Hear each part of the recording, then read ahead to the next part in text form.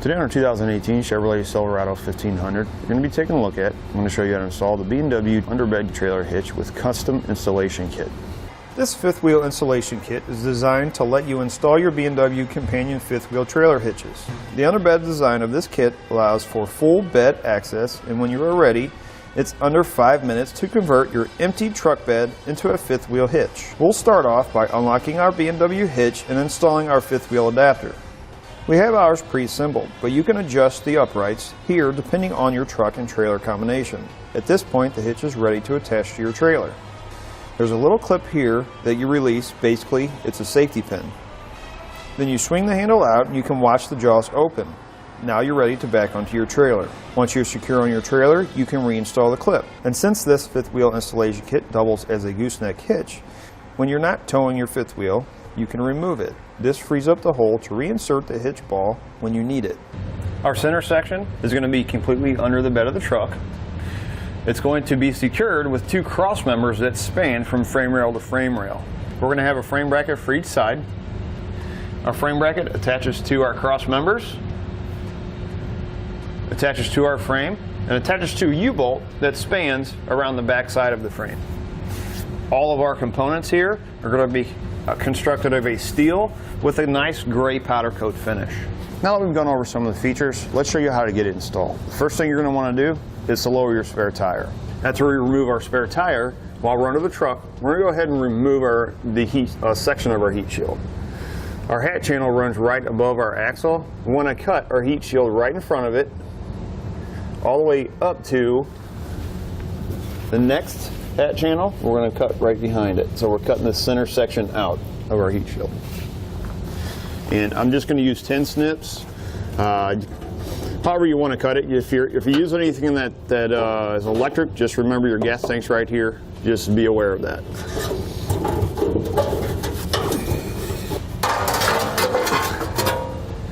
Now if you have any of this edge just protruding past this hat channel, take a hammer, just kind of flatten it out here. And then do the same thing with the front up here. Next thing we're going to do is we're going to lower our exhaust to help us when we put in our center section. Now, directions tell you to do this right before we go in to do our center section. It might be easier if you do this before you cut your heat shield out. It might make it a little bit easier to cut the section that's right over this bend here. Completely up to you. Spray some lubricant on your hanger and just take a pry bar and pry it off the end of the post. You'll have 3 of them that we're going to do. We're going to do this one. You're going to have 2 right in front of the axle.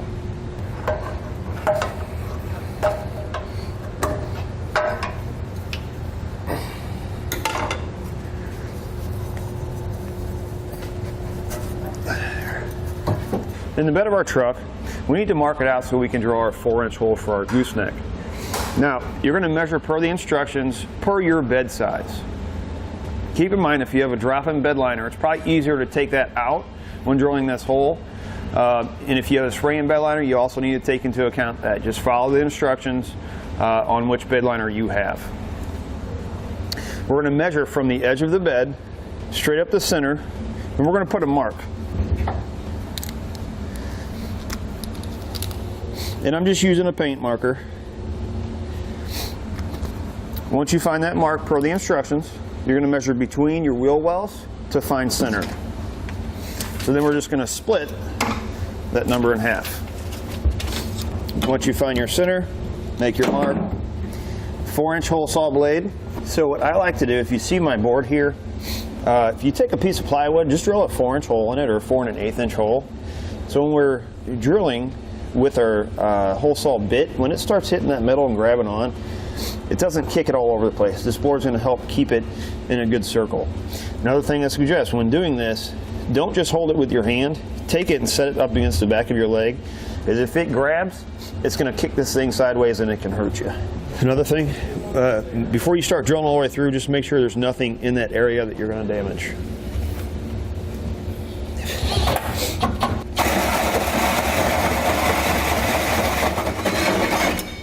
It's a good idea to take a file and knock the burrs off that are around the inside of the hole. Clean up all of our shavings.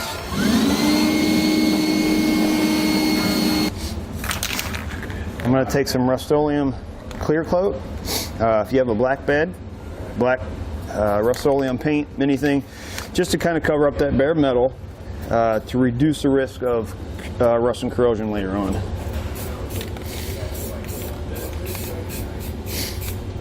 On our passenger side, if you have a fender liner, go ahead and remove it. Just held in place with a couple of screws that run along the inside here. Then this hat channel that runs over our rear axle, on the front side of it, we're going to measure from that edge up 6.5 inches and put a mark. That's going to be our center mark. We want a 1 inch wide mark. 1/2 inch forward, 1/2 inch back, because it's our 1 inch, and then 1/2 inch up. So you can see how I kind of have it in a triangle there. Now we're going to cut that piece out so we can slide our cross member in place. It's going to take a Dremel tool with a cutting blade on it.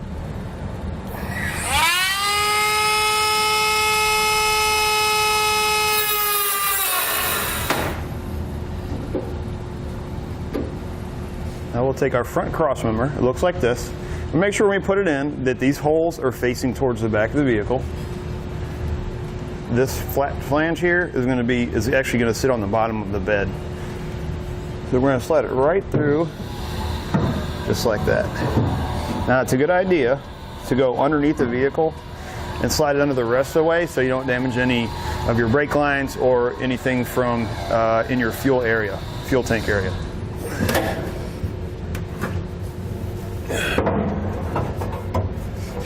Turn your bar up like this, face your holes towards the back. In your kit, you're going to have a rubber O-ring. You're going to take your 1/2 inch by 1.5 inch bolt. And we're going to put it into the second hole, and we're going to use the rubber O-ring to help secure the bolt in there.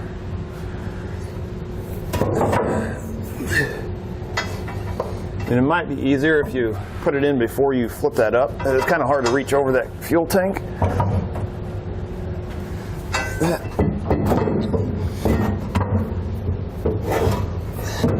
We're going to take it, we're going to push it about 4 inches in front of our hole.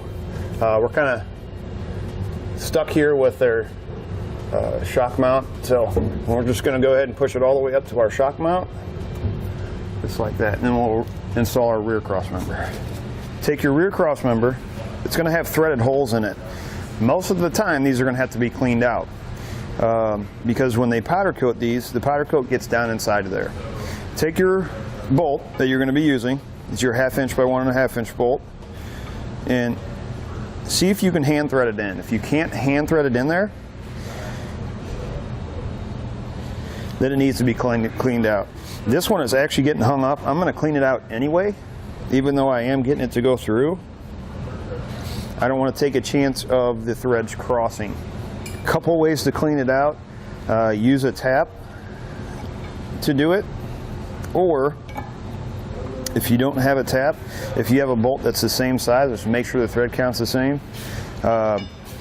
Take the Dremel tool, cut a few notches in it, one straight down like this, one and one, to give it some grooves, and then you can use that bolt to tap it out. Rear cross member, we're just going to slide it, kind of just like we did the front one. Get it about part of the way in there, and then go underneath the truck and slide it in the rest of the way.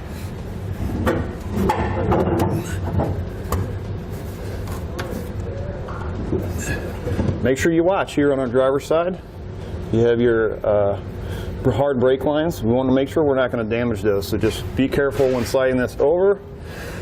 I'll go ahead and tell you now, the holes, if you notice, they are closer to one side than the other.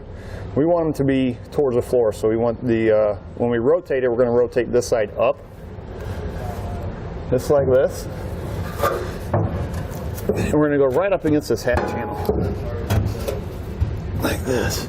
And it might be easier to get a pair of channel locks, grab that, and then pop it into place, which I think is what we're going to have to do. Just grab it like this, just like that. Again, watch your lines over there. And then push it all the way back up against our hat channel, just like that. Take your center section. You'll notice that the hole is more towards one side.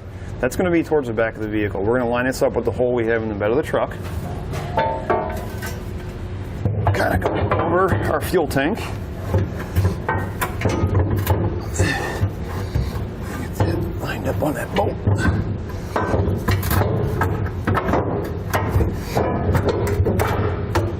For the front of our center section, 1/2 inch by 1.5 inch, we're going to slide it through like this.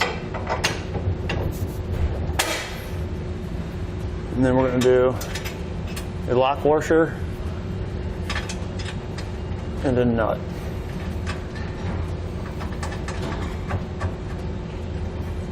Do the same thing for that one. Like that. And then our bolt up on top that we previously installed, we're going to do the same thing. Lock washer and then our nut. For our back cross member and center section, 1/2 inch by 1.5 inch bolt, lock washer, and then a flat washer. And you can see how I have them installed here. Now, a couple things to have handy. You need a spacer block like this, carriage bolt, retaining clip, and you're going to need this oval shaped spacer with the hole in it. We're going to take our spacer block and our bolt. We're going to go inside this hole right here, and we're going to do this on both sides of the vehicle. Like that. And we're going to, and you want to rotate that clockwise so that the spacer block hits the bottom of the frame rail. What that's going to do is when we go to put on our nut, that allows the spacer block to catch, so we have something to tighten onto it. Then we're going to take our oval shaped spacer. That is going to actually take up that space in that hole, like that. And then we're just going to thread on the retaining clip. That's going to hold our bolt in place.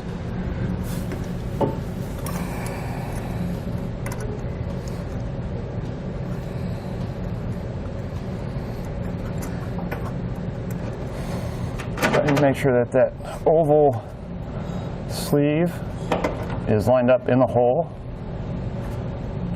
I'll go ahead and get this retaining clip all the way up against there so it holds it in place.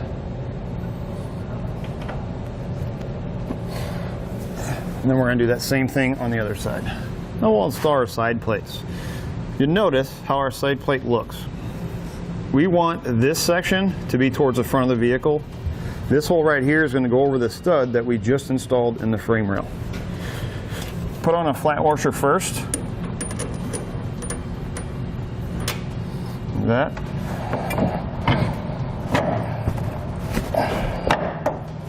That.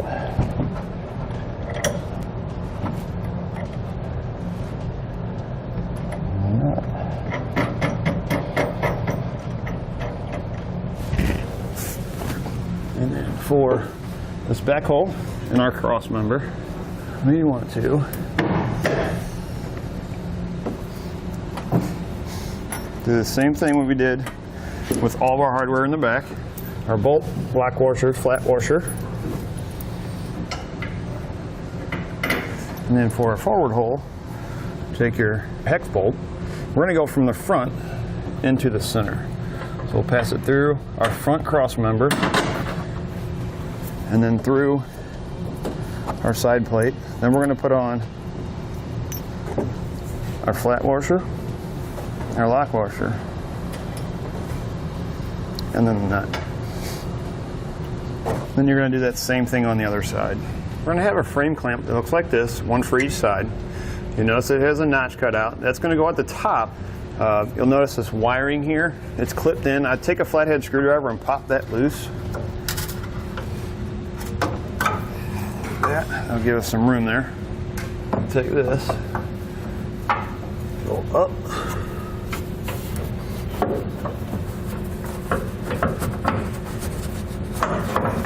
kind of like that. We're going to have a hole here in our frame bracket, and then we'll have one at the top also. We're going to get those in those holes, and then for the threads, we're going to put on a lock washer and a nut. Next thing you want to do is you want to make sure you're centered, that the rails, the cross members, are pretty much in line, equal distance from side to side. What I did is I got up in the bed and checked to see how our hitch center here is centered in the hole. It looked like it was pulled back just a little bit, so to start our tightening sequence, we always start with the center section. I'm actually going to start by tightening this front one first and kind of pull my hitch that way. We'll use a 3/4 inch socket and wrench.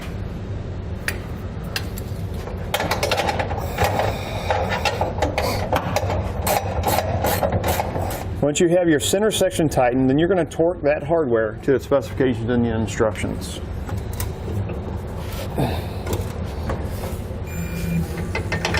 Then we want to tighten and torque our U-bolts that are wrapped around the inside of our frame rail. I'm going to make sure when tightening these down, you tighten them and torque them, alternate back and forth. Don't just tighten one and torque it and then do the other one, because then it gets off.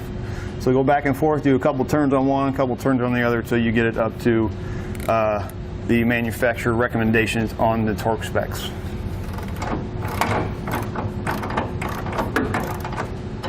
Next bolts you need to tighten and torque are the 2 bolts from your frame bracket going into your cross members. Once you've tightened and torqued those, this stud here is going to be the last one you tighten and torque. Now we're going to install our handle. It might be easier to go from the outside in.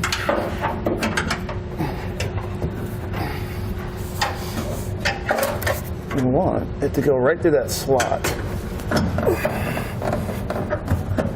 Like that. We'll line it up with that square there. We're going to have a small bolt like this, small carriage bolt, going from this side through your handle, and you'll put a flange nut on the back.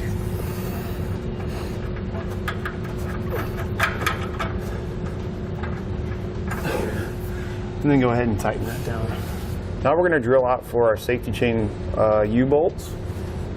You're going to have 4 sets of holes on each side of your center section. So if you notice right here in our bed how we have a raised section and then a lowered section, we want the holes that line up with our drop section. So it looks like with this one, we're going to be using our 2 inside holes on each side. They're going to line up right here on this edge. So we're going to drill out the hole from the bottom. They tell you in the instructions is to drill it out to a 1/2 inch. What I like to do is use a small drill bit, drill a pilot hole and try to center it in there, and then go up top and use either a step bit or even a 1/2 inch drill bit if you want, and drill down from the top. It's a lot easier than trying to do it all from down here.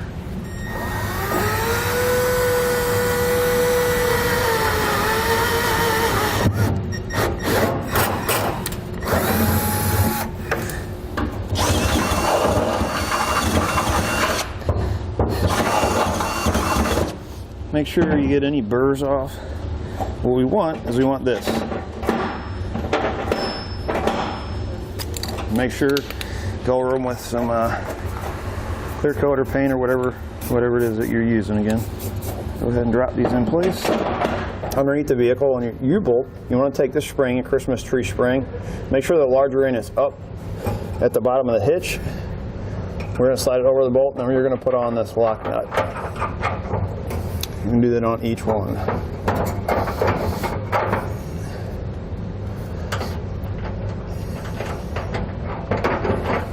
3/4 inch socket, we're going to tighten these down. You notice the ones I have tightened over here. We only want the head of the bolt. We want it to be flush with the edge of the lock nut.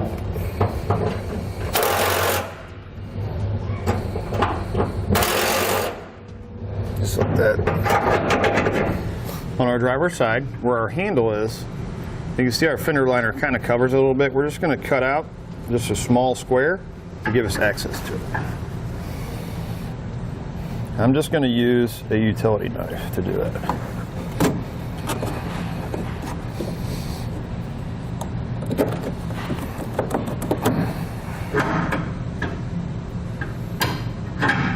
Once you get everything tight and torqued down, go ahead and reinstall your exhaust, reinstall your passenger side fender liner, and your spare tire. That'll do it for a look at and installation on the B&W Underbed trailer hitch with custom installation kit on our 2018 Chevrolet Silverado 1500.